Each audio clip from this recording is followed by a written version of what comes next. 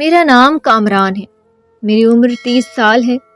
میں ایک international company میں اکاؤنٹنٹ کے ڈپارٹمنٹ میں جاب کرتا ہوں۔ تقریباً 10 سال سے میں اسی کمپنی میں جاب کرتا رہا ہوں۔ وہاں کا میں سب سے پرانا ملازم تھا۔ میری چھوٹی سی فیملی ہے، ایک ماں، ایک باپ، ایک چھوٹا بھائی اور ایک چھوٹی بہن ہے۔ میری تنخواہ کافی اچھی تھی، جس سے گھر کا بہت اچھا خرچ چلتا تھا۔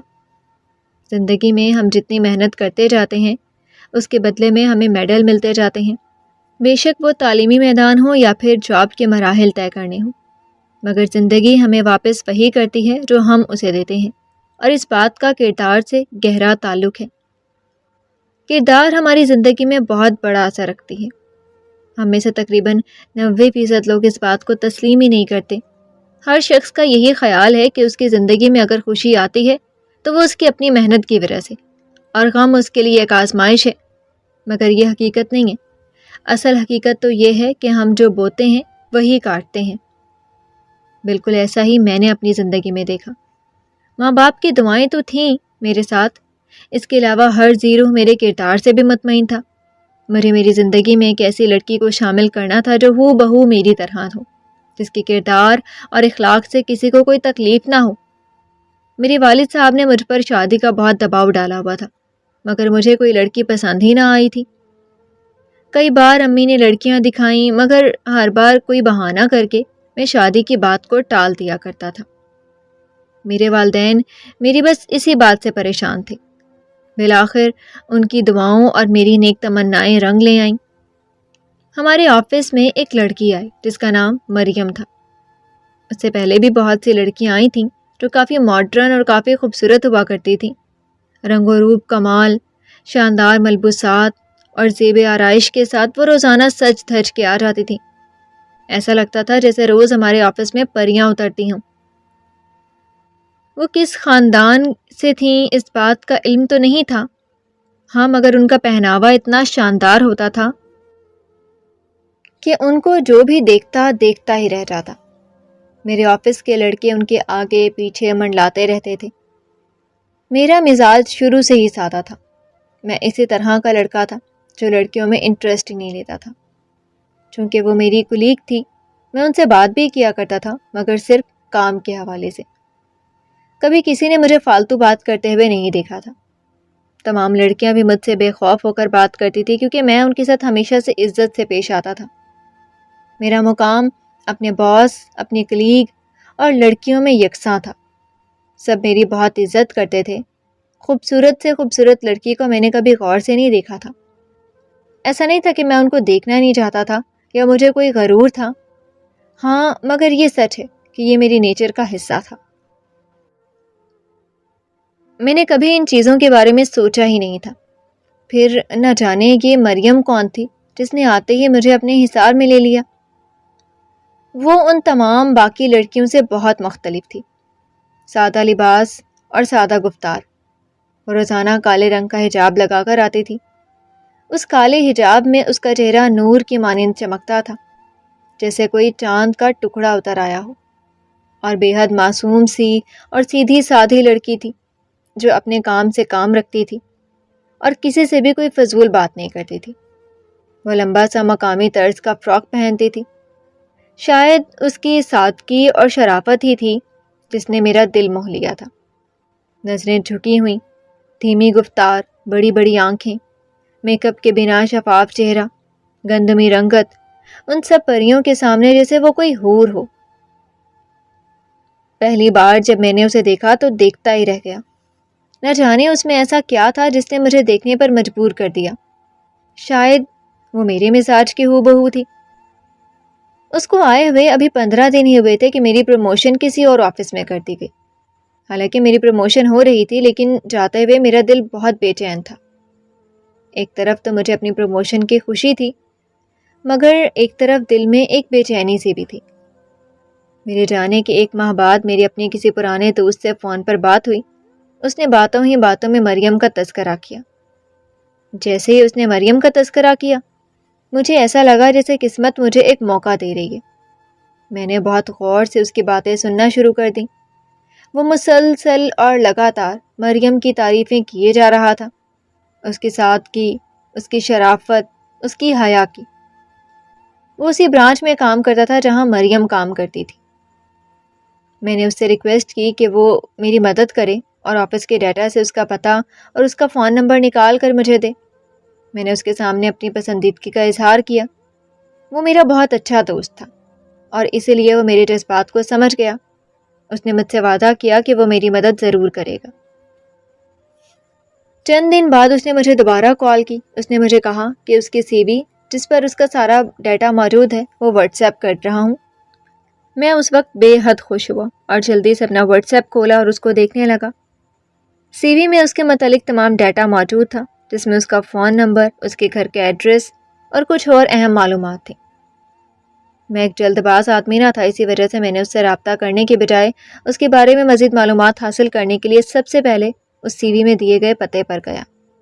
وہاں جا کر مجھے مریم کے گھر کا بھی پتہ معلوم ہوا۔ جب میں نے مریم کے گھر کی تسلی کر لی تو میں نے محلے والوں سے ان کے گھر کے بارے میں جاننے کی کوشش کی۔ محلے والوں سے پتہ چلا کہ مریم کے والد صاحب کا نام حاجی عبداللہ ہے، جو نہایت ہی شریف آدمی ہے۔ گھر میں ان کی بیوی کے علاوہ 2 جوان بیٹیاں اور ایک بیٹا، اور اس کے علاوہ ایک بوڑھی ماں رہتی ہے۔ مزید بتایا گیا کہ گھر کی عورتیں نہایت ہی شریف اور پاکیزہ ہیں۔ گھر کی عورتیں بہت سلیقہ مند ہیں، ان کے گھر سے کبھی شور یا لڑائی کی آواز سنائی نہیں دی۔ بیٹا جس کی عمر 18 سال ہے وہ بھی نہایت شریف اور باادب لڑکا ہے۔ حاجی صاحب اور ان کی زوجہ نے اپنے بچوں کی تربیت بہت شاندار کی ہے۔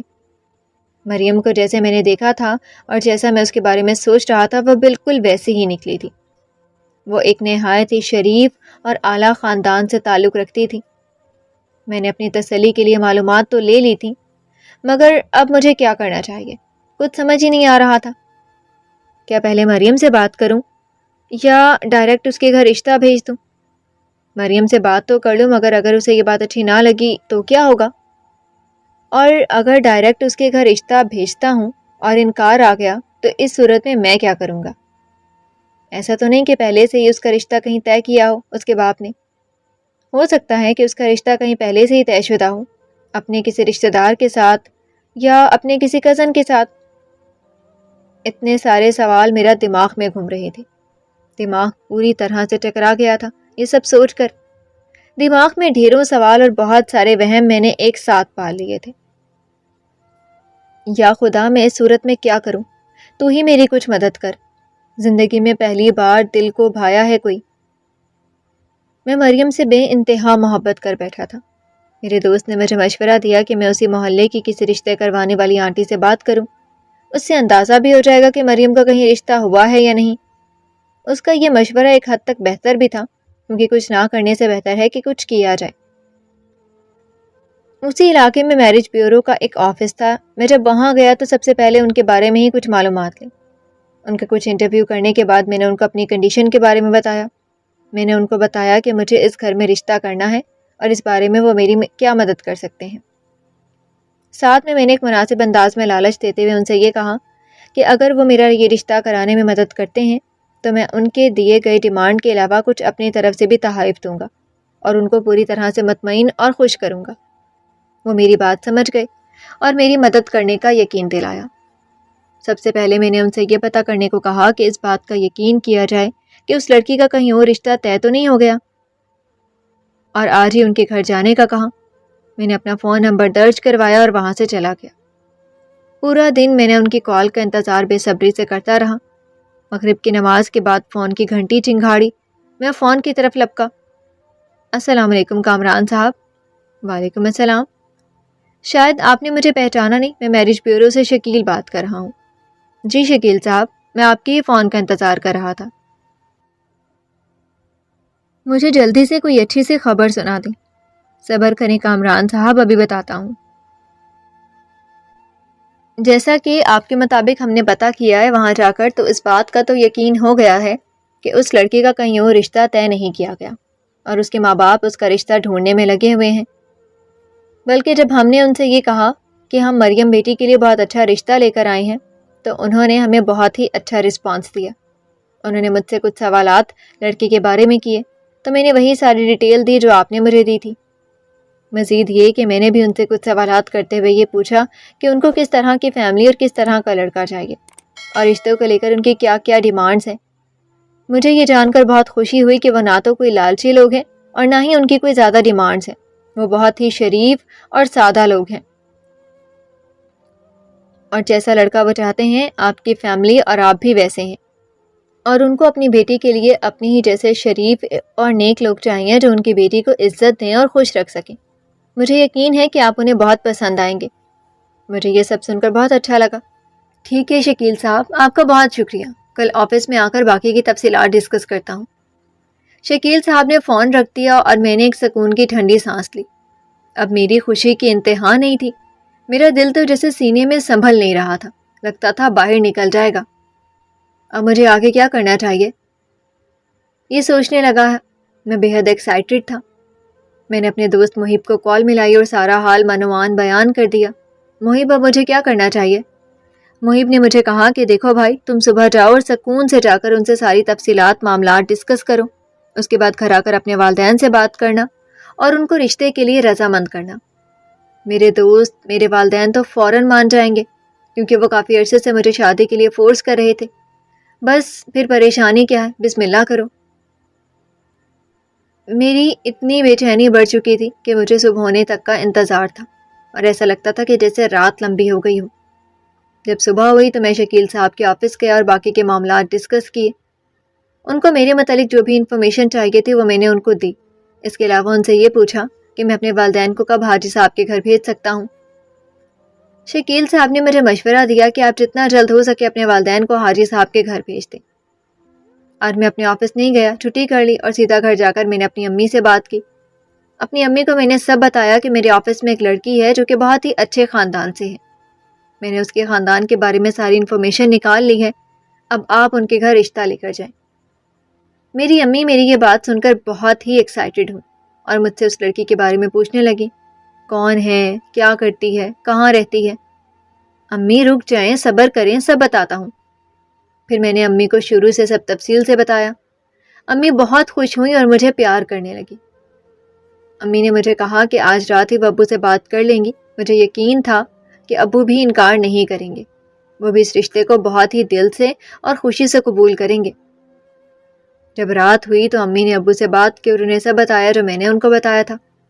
میری سوچ کے مطابق ابو نے بھی بہت خوشی کا اظہار کیا کیونکہ وہ بہت عرصے سے مجھے شادی کے لیے منا رہے تھے۔ ابو نے فیصلہ کیا کہ وہ 1-2 دن میں رشتہ لے کر لڑکی والوں کی طرف جائیں گے۔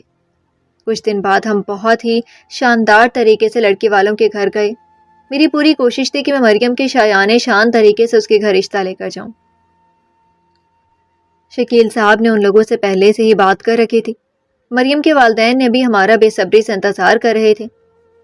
جب ہم وہاں پہنچے تو سب گھر والوں نے ہمارا بہت اچھے انداز میں استقبال کیا۔ یہ سب دیکھ کر میرے والدین بھی بہت خوش ہوئے۔ ہم سب بیٹھ گئے اور گپ شپ ہونے لگی۔ کچھ دیر بعد مریم کے والد صاحب نے مجھ سے انٹرویو لینا شروع کر دیا، جس میں نے ان کو اپنی جاب کے بارے میں بتایا تو وہ سن کر بے حد خوش ہوئے۔ انہوں نے بتایا کہ ان کی بیٹی بھی اسی کمپنی میں جاب کرتی ہے لیکن اس کی برانچ چینج ہے۔ میں نے مریم کے والد کے سامنے اس طرح سے ریئیکٹ کیا جیسے مجھے اس بات کا علم ابھی ہو رہا ہے اور میں اس بات کو پہلے سے نہیں جانتا۔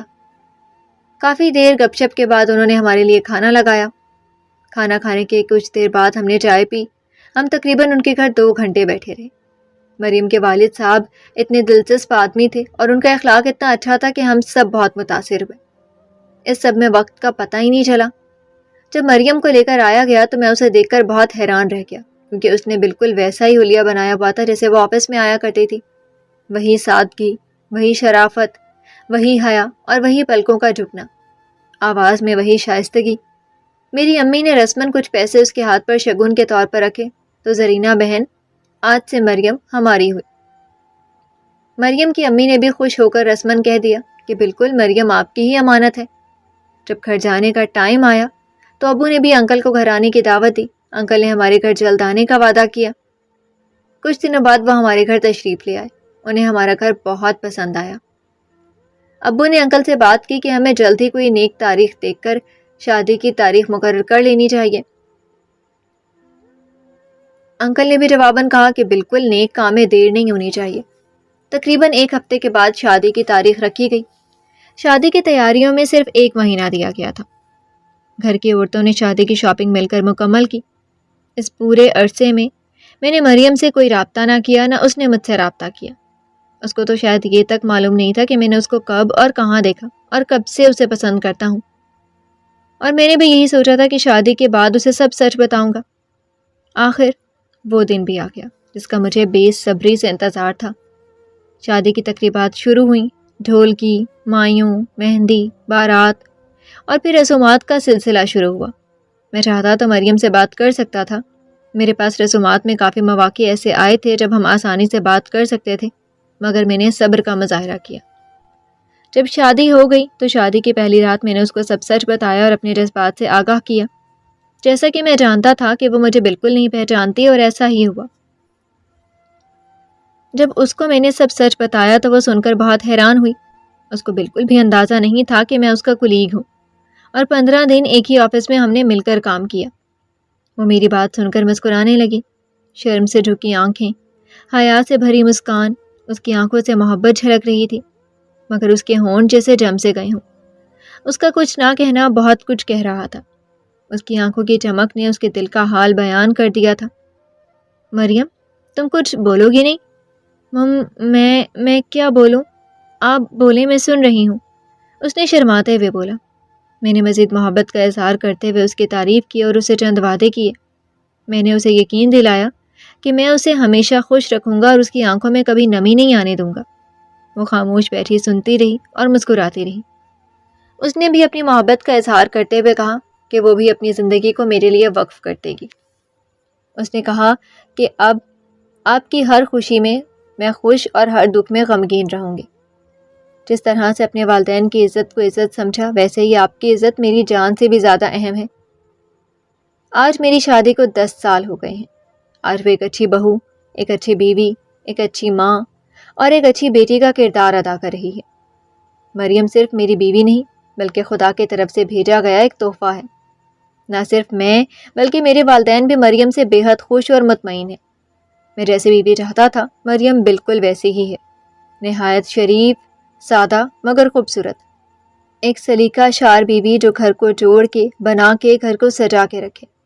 ہر دکھ سکھ کے موقع پر وہ میرے ساتھ رہی ہے۔ ہر دکھ اور تکلیف کے موقع پر نہ صرف اس نے میرا ساتھ دیا ہے بلکہ وہ میری ہمت بنی رہی ہے۔ آج ہمارے 2 چھوٹے بچے ہیں، ایک بیٹا اور ایک بیٹی۔ ہم دونوں نے مل کر اپنے بچوں کے نام رکھے۔ بیٹے کا نام مریم نے اذلان رکھا اور میں نے بیٹی کا نام زینب رکھا۔ اتنی پرسکون زندگی قسمت والوں کو نصیب ہوتی ہے۔ میں خدا کا جتنا شکر ادا کروں کم ہے۔